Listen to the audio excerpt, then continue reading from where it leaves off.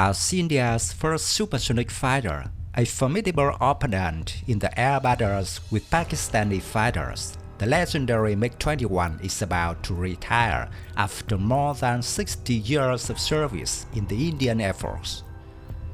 According to the Eurasian Times, an Indian Air Force MiG-21 fighter jet crashed near Suragat during a routine training exercise on the morning of May 8. The pilot ejected safely. However, 3 civilians on the ground were killed. Now, every Indian Air Force MiG-21 crash generates controversy and anger in the country, and retention of the aging aircraft has been blamed for fatalities.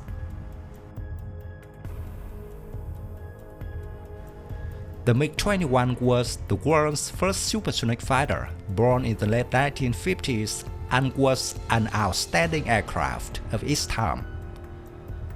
Also known as the Fishbed, the Mikoyan Gurevich MiG-21 is the longest-serving fighter in the Indian Air Force. The fighter proved to be a valuable asset to India in a number of battles, from the moment it entered service in 1963. The Indian MiG-21Bis has been continuously upgraded with modern weapons and avionics on an airframe that is there decades old, and now it looks like it will soon be retired. India is the largest operator of MiG-21s. In 1961, the Indian Air Force opted to purchase the MiG-21 over several other Western competitors.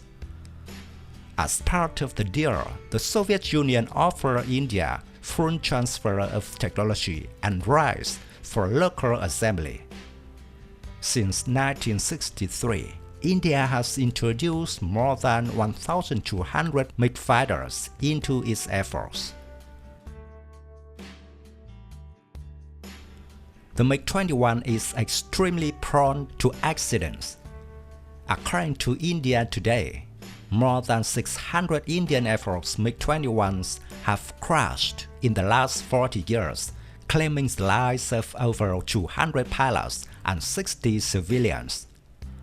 Hundreds of crashes over the years have fueled debate over the safety of the aircraft and has earned it the infamous flying coffin moniker. Currently, only the MiG-21 Bison, which is the most upgraded version of the aircraft, is operational in the Air Force fleet. All other variants have been phased out. The Bison has been retrofitted with 4th-generation avionics. The lightweight fighter jet was designed to achieve Mach 2, despite its low afterburning turbojet engine. However, the MiG-21 is largely devoid of fly-by-wire technology, which lets onboard computers handle several opponents of the aircraft, aiding the pilot in several ways, especially in adverse situations. In the Indian Air Force, the MiG-21 is used in a variety of roles ranging from high-speed interception to low-level dogfighting and close support role. Indian MiG-21 was switched to a close support role from the 1980s. It must be noted that the MiG-21 already has a higher landing and takeoff speed compared to most other aircrafts in the Indian Air Force fleet. Its takeoff speed is almost double compared to that of other aircraft. In the event of any fault, the pilot has less reaction time in a MiG-21 as compared to the situation in other aircraft.